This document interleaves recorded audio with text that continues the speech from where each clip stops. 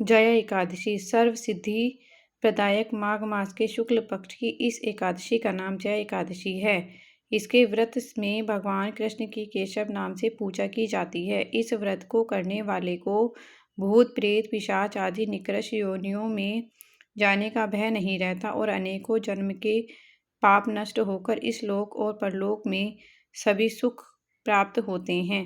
धर्मराज युधिष्ठिर ने भगवान श्री कृष्ण से कहा, हे जनार्दन, आपने माघ मास के कृष्ण पक्ष की षष्ठतिला एकादशी का अत्यंत सुंदर वर्णन किया। अब आप कृपा करके माघ शुक्ल एकादशी का क्या नाम है, व्रत की विधि और उस दिन कौन से देवता का पूजन किया जाता है, विस्तार पूर्वक कहिए। श्री कृष्ण भगवान बोले, हे पांडुपुत्र, इस एकादशी का नाम जया है। इसका व्रत करने से मनुष्य ब्रह्मा हत्याओं पापों से छूटकर स्वर्ग को प्राप्त करता है, पिशाचिनी योनियों से छूटकर स्वर्ग को प्राप्त करता है, पिशाचिनी योनियों से भी मुक्ति मिल जाती है। अतएव सभी को यह व्रत विधि पूर्वक करना चाहिए। अब मैं तुमको पद्म पुराण की एक कथा सुनाता हूँ। देवराज इंद्र स्वर्ग में राज करते थे और अन्य सभी देवगण सुखपूर्वक स्वर्ग में रहते थे। एक समय इंद्र अपने नंदन वन में अप्सराओं के साथ क्रीड़ा कर रहे थे। वो गंधर्व गान कर रहे थे। उन गंधर्वों में प्रसिद्ध पुष्पदत्त तथा उसकी कन्या पुष्पावती और चित्रसेन तथा उसकी स्त्री मलिन भी थी।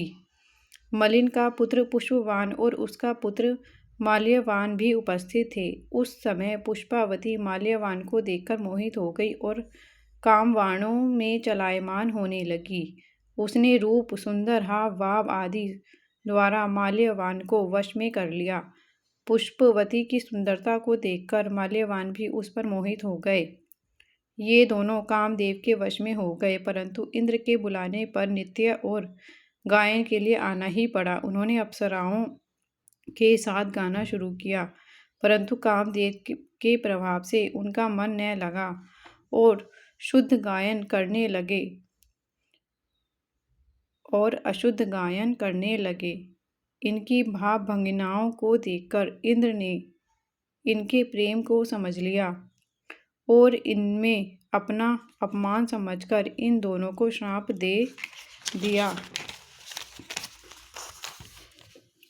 कि तुम मृत्युलोक में जाकर पिशाच का रूप धारण करो और अपने कर्मों का फल भोगो। इंद्र का श्राप सुनकर ये दोनों अत्यंत दुखी हुए और हिमाचल पर्वत पर पिशाच बनकर अपना जीवन व्यतीत करने लगे।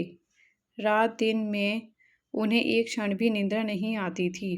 उस स्थान पर अत्यंत सर्दी थी। उनके दांत सर्दी से कटकटा रहे थे। एक दिन पिशाच ने अपनी स्त्री से कहा, न मालूम पिछले जन्म में ऐसे कौन से पाप किए हैं जिससे हमें इतनी दुखियारी यह पिशाच योगिनी प्राप्त हुई है। देव योग से एक दिन माघ मास के शुक्ल पक्ष की जया नाम की एकादशी आई। उस दिन इन दोनों ने कुछ भी भोजन नहीं किया और न ही कोई पाप कर्म ही किया। वे दोनों अत्यंत दुखी मन से पीपल के वृक्ष के नीचे बैठे रहे। जब सूर्य नारायण अस्ताचल हो चले गए तब रात्रि भर इन दोनों को सर्दी के कारण निद्रा भी नहीं आई। दूसरे दिन प्रातःकाल होते ही इस व्रत और रात्रि जागरण के प्रभाव से इनकी पिशाच देह छूट गई और अत्यंत सुंदर वस्त्रों तथा आभूषणों से अलंकृत होकर दोनों ने स्वर्गलोक को प्रस्थान किया।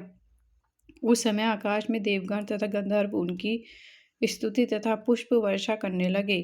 स्वर्ग में जाकर उन दोनों ने देवराज इंद्र को प्रणाम किया। इंद्र ने उनको उनके प्रथम रूप में देखकर अत्यंत चकित होकर पूछा, तुमने अपनी पिशाच योनि से किस प्रकार छुटकारा पाया, सब हाल बताओ। यह सुनकर माल्यवान बोले, हे इंद्रदेव, भगवान विष्णु की कृपा और जया एकादशी के व्रत के प्रभाव से हमारी पिशाच देह छूटी है। तब इंद्र बोले, हे माल्यवान, भगवान की कृपा और एकादशी के व्रत करने से न केवल तुम्हारी पिशाच योगिनी छूट गई है, वरन हम लोगों के भी वंदनीय हो गए हो। भगवान विष्णु और शिव के भक्त हम लोगों के लिए ही भी वंदनीय हैं, अतः आपको धन्य हैं। अब आप पुष्पावती के साथ जाकर विहार करो। श्री कृष्ण ने अंत में कहा, हे राजा युधिष्ठिर, इस जया एकादशी के व्रत से बुरी योनि छूट जाती है। जिस मनुष्य ने इस एकादशी का व्रत किया है उसने मानो यज्ञ, जप, दान आदि सभी पुण्य कार्य कर लिया। जो मनुष्य जया एकादशी का व्रत करते हैं वे अवश्य ही 1000 वर्ष तक स्वर्ग में निवास करते हैं।